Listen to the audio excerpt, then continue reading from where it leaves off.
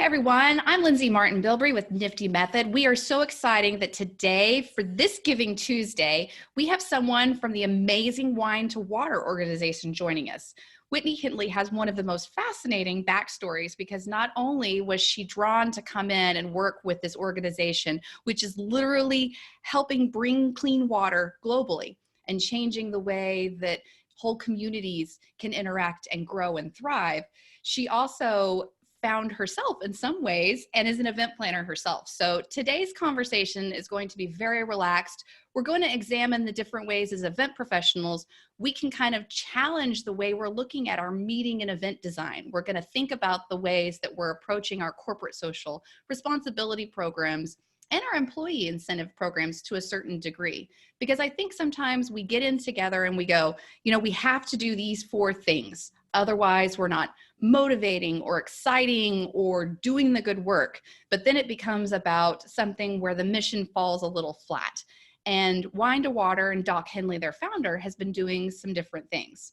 So Whitney, tell us a little bit about yourself. And if you weren't doing this, what would you be doing? First of all, I just want to start by saying, Lindsay, thanks for inviting me on. It's an honor to be here, especially on Giving Tuesday, to celebrate this whole movement of generosity and giving back. So I really just appreciate you having Wine to Water on. So I'll share a little bit about my story. My name is Whitney Hendley, and my role here at Wine to Water is the filter bill manager, and we'll get into the nuts and bolts of that program and what that actually means. But I started with Wine to Water years ago, and started kind of as a catch-all, whatever needed to be done. At that point, I was doing some third-party event planning for, some of our supporters and doing a little bit of admin work, and then took some time away to have 2 little boys. I've got a 2-year-old and a 4-year-old. They keep me on my toes for sure, actually. And then came back on board as the filter bill manager a couple years ago. And so really have been enjoying the experience of growing this program and seeing, the need for CSR initiatives in the corporate world, and really just making these partnerships and these relationships with our planners and also with our corporate sponsors, corporate partners. And so it's been great to be on this journey here. And just to get a little bit more into detail about what I do here at Wine to Water. So like I said, I am the filter bill manager, and so I oversee our filter bill program, which is a CSR program that we run. And so I just make sure that the logistics and our partner relationships are running smoothly, and that we are connecting well with our supporter network. I love that. Now we're going to take just a moment, because if you've watched any of my Event Icons episodes, you know that this is one of the places I'm super passionate about, like balancing the professionalism and the work that we do, which, especially as a nonprofit, there's all sorts of things where it's not just one hat, it's like 15 hats. Exactly. And then when you add event planning on top of it, it's like you're tap dancing with your hands behind your back. But what Whitney didn't share, she's got these 2 amazing little boys. Yesterday, we were coming in because Doc was going to join us, but he's in, I think, Tanzania, right? Actually overseeing some of the work. She's taking the phone call from Meta on our team as she's leaving the hospital because one of her children has jumped off the couch and is now the proud owner of a Spider-Man wrist cast. So it really is one of those pieces where if we could just take 2 minutes to kind of help us understand, what's your MO from a balance perspective, all this great work plus all this responsibility at home.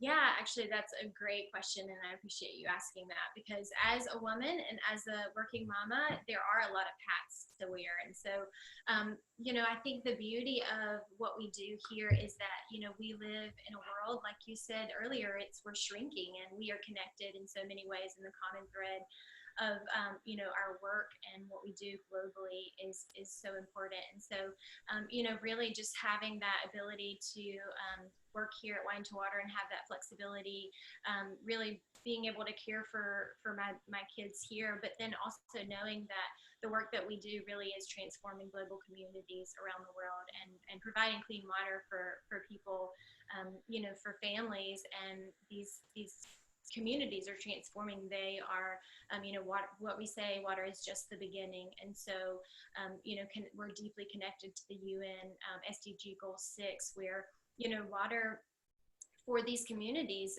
It's allowing women to go to work and children to go back to school and learn and grow. And so for me as a mama, of course, that is incredible. And I'm happy to be here. So I love that. That sustainability piece, I was talking to Fiona Pelham. It came up when I was talking to Mike Dominguez last week on an interview. And it's one of those pieces where as an industry, as event professionals, we touch so many different facets of the world. There's really a lot of lateral reach, and sustainability for so long has had, I think, a singular understanding, right? Like it's just, we need to make things more green. And there's a lot of iterations of what that has looked like. But I think we often forget, and Fiona, she's always like carrying the banner here. She's like, it means, women empowerment. It means human rights. It means the different ways that we look and we talk about education. And so tell us a little bit about what exactly the Filter Build program is and how corporations are bringing that in as part of their CSR programs and events to really maximize their impact on sustainability. Yeah, absolutely. So the great thing about the Filter Build program is that it does provide an impactful high level event where these small filters, really essentially they're backpacking filters. It's a small filter that has simple technology. It uses the same technology as kidney dialysis. And we come together with companies and organizations to assemble these clean water filters in a high impact, fun environment where, your groups can get together and really just bond around one common cause. And so, in addition to these filters, we have so much fun really creating that culture of give back and that's inclusive. And I think for companies and organizations, that's important. CSR initiatives and giving back in that culture of caring and doing good business has become such a relevant and important topic for our partners, and we have enjoyed just being a part of the conversation. And so practically what the event would look like is that, we would come in and we would facilitate the entire event for you if that's your choice. We would come in as a speaker, as an event speaker, and actually our founder, Doc Hendley, has been on the speaking circuit for years and is a very inspirational speaker. And so we also have quite a bit of other very talented speakers here on staff at Wine to Water to share their stories. But these filters, through these events are being assembled, and from start to finish, you're building a filter that will provide clean water for a family of 10 for over a decade.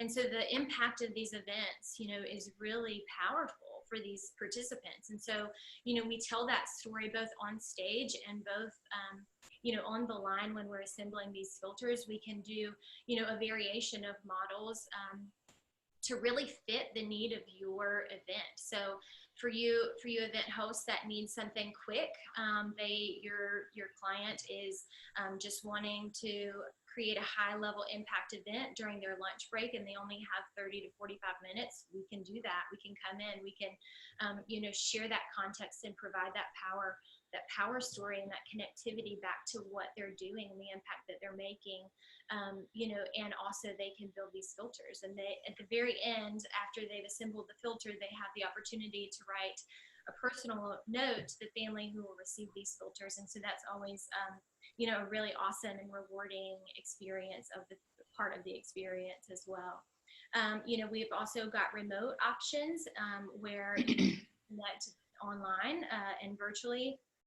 And so that's an option. We do global, regional, events where we travel and facilitate. And the great thing about this program is that it really is turnkey. If Wine to Water staff is there, all you're having to do is just sit back and relax. And as event planners, being one, I also know how stressful, running a big conference or a big event could be. And so, for us, that's one less thing that you don't have to worry about. We can take on all of the logistics and make sure that all of that is running smoothly, all the way from, the communication before event execution, all the way to post event. And then one final piece here too, which I think is very impactful.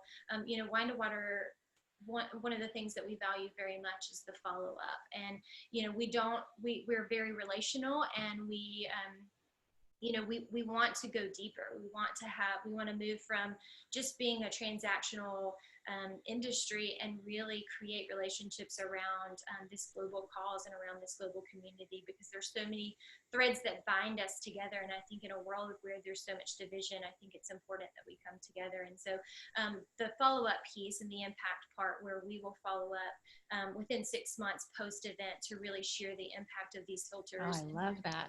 In the global field, whether that be in Tanzania, which is where our founder Doc is now, or whether that's in Nepal, Colombia, Dominican Republic. We also use this filter through our disaster relief program. So with just the hurricanes that ravaged the Bahamas recently, we were able to mobilize very quickly because of the filter bill program. And so, being able to work with partners that allow us to have the stock here in-house for us to be able to mobilize and respond quickly to those types of situations. So really it is a holistic program that's very tailorable, and we have a lot of options. There's so much there that from an event planner perspective makes my heart go pitter pat, because you essentially, like, all of the things is you kind of like, let's look at the checklist, right? Like, can I do it in many different shapes and forms? Absolutely. I mean, you said you could do it remote, over a lunch break, as a full day. Do you bring a speaker, not have a speaker? There's lots of options there. Is there ROI and return on attendance? I really love that aspect, because I think one of the things that we hear often from clients and planners who've implemented something like CSR, there's impact, right? Because you are giving to the community, but having that nonprofit share back the results, and especially from an HR perspective, being able to track that, and then the attendee participant perspective. What I did with my time, was it good? Could I go further?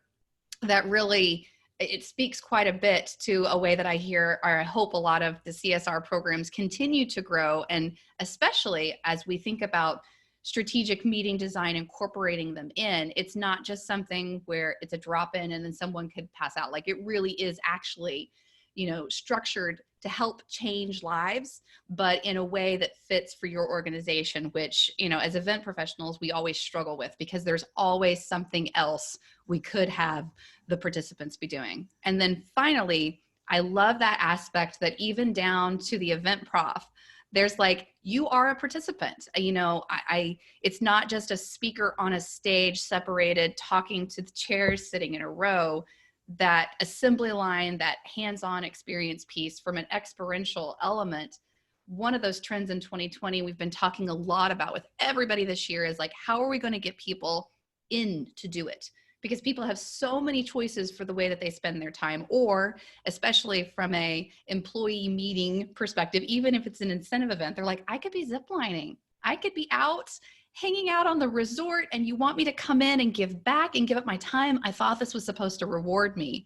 And so I love that aspect for incentives, especially because it really does help mobilize and underscore many of the cultures that we see a lot of corporate and association groups trying to capitalize on, and not in a bad way, but really say, we walk our talk, we stand for these things.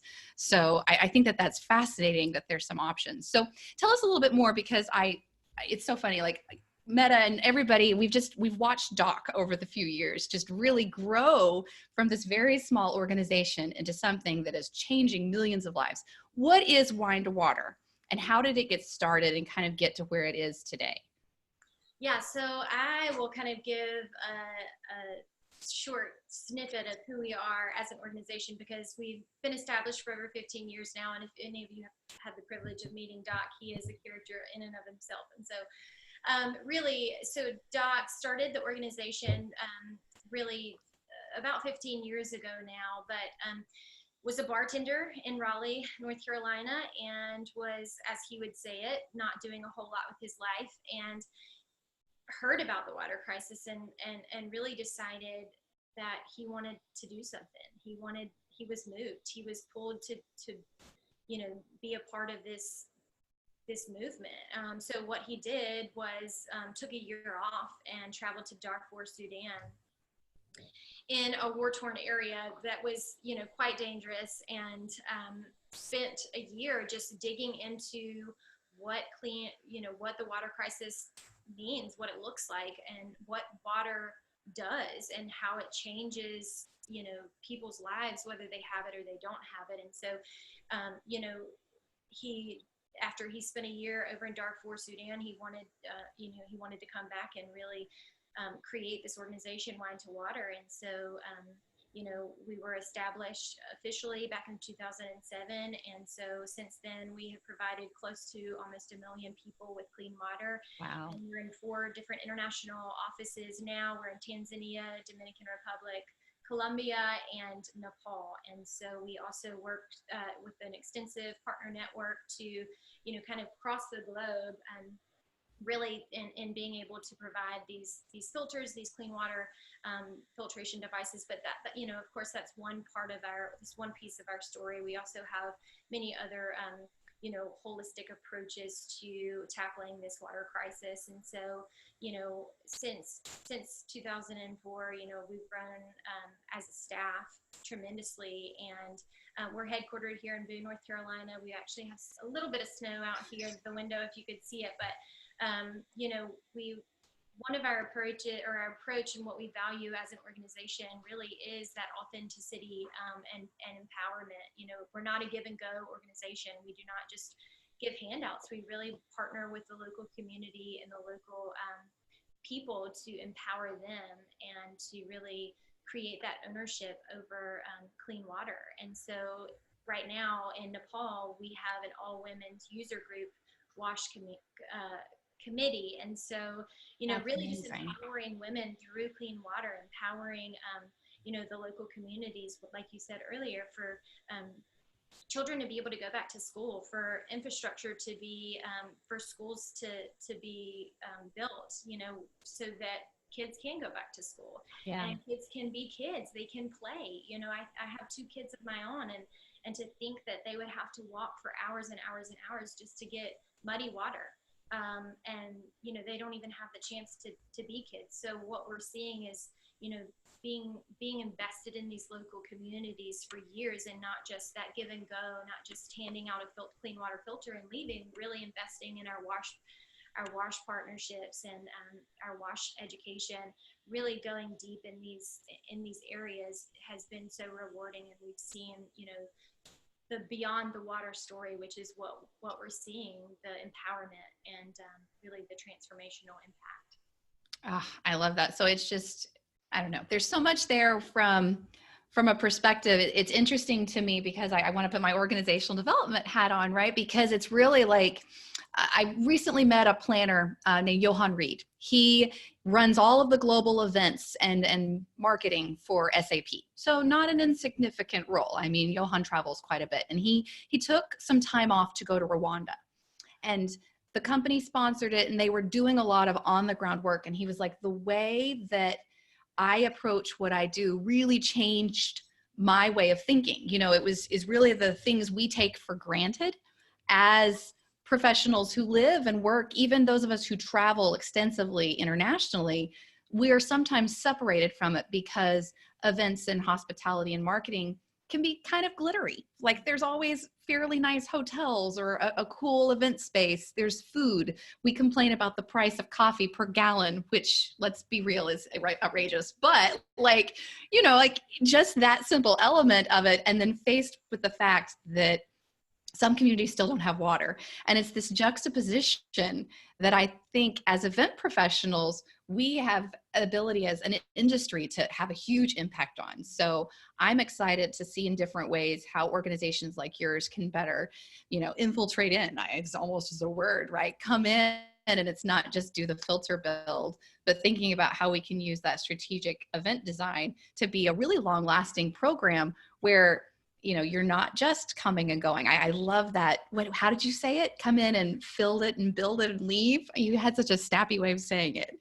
But coming back in and like maybe once a quarter, every other year, really seeing how that's going, because every decade they're going to need more. So it is a giving program that can be part of your events infrastructure and not feel old because there's lots of options. So, and then, as a second, after these, after people come and build these filters and create that impact, then they can come with us to the global field and experience it for themselves. We do global experiences, to our 4 international field offices. So being able to actually go and get their hands dirty and be a part of, the distribution of these filters and seeing that beyond the water story and the impact of what they're doing, whether it's the event planners or whether it's the participants at your companies, really, like you said, just creating that storyline, which has been so impactful, and what we've seen to be, really a propellant for us, pushing us and making us more relevant in the industry. I think really just creating that storyline around, it's following a filter, really seeing that filter and the impact in the global field too. So. I love it. Okay, well, we're kind of ramping up on the end of our time. What's the one question we should have asked you, but we didn't ask? That's always a challenging question because there could be so many. I think, I was thinking about this earlier. Why Wine to Water? What makes us different than another nonprofit or another CSR program that you could choose? And I think it's the people. I think it's the fact that, through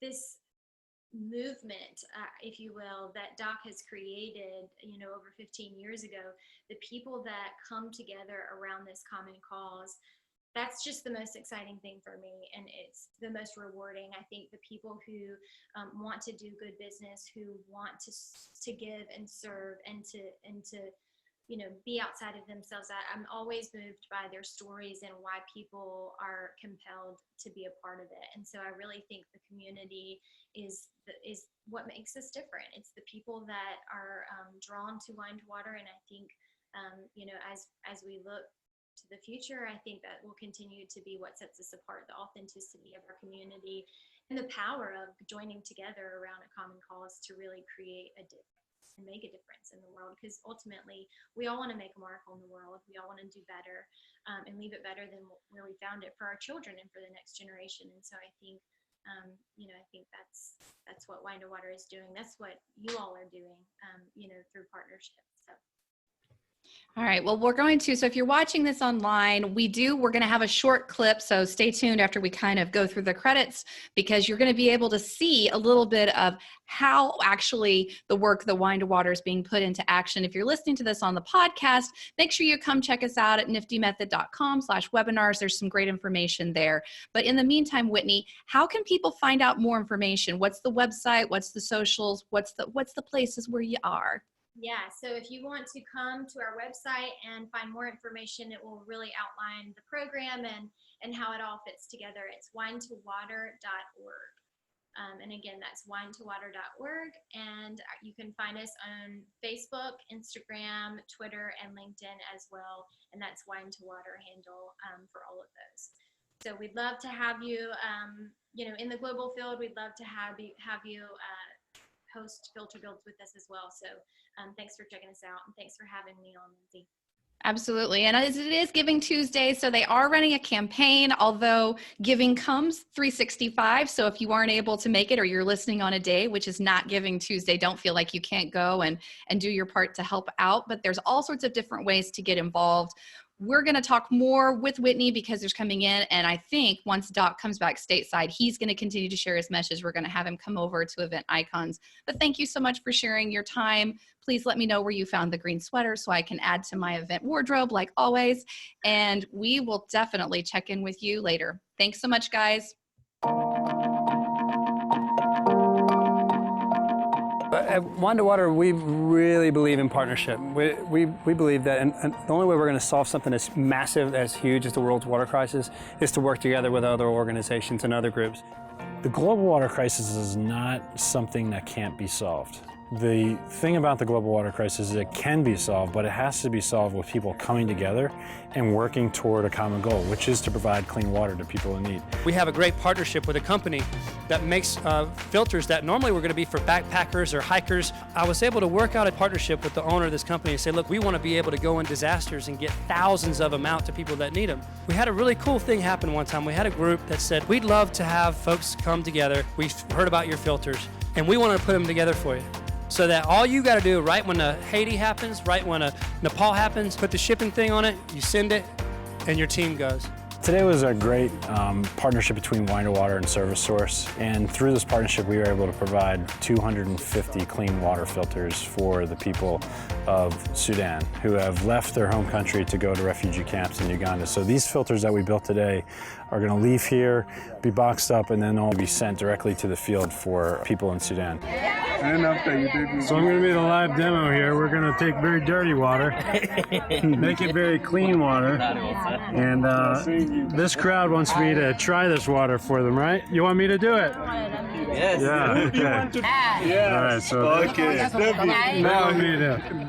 they want me to drink this water to make sure it's safe. Yeah, you didn't come to kill us. I